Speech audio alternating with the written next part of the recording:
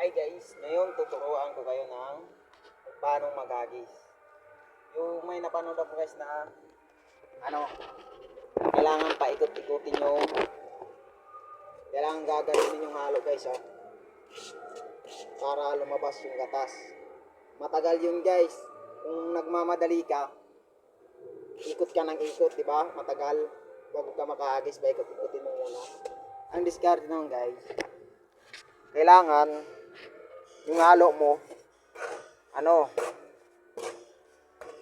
hindi siya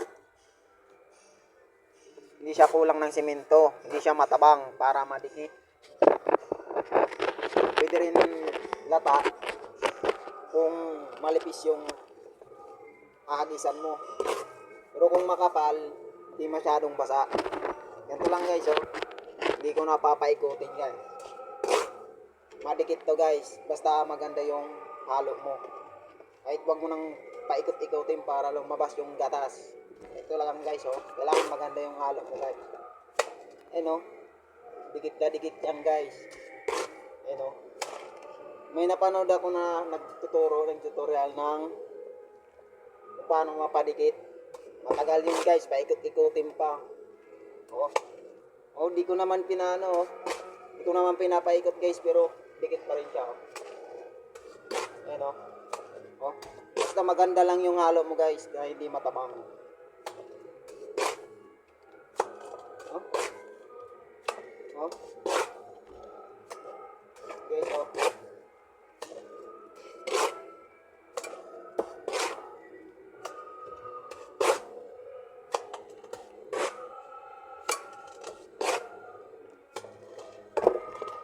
Okay, kabisik-bisik niya, walang kalaglag yan, Basta maganda lang talaga yung halo mo guys.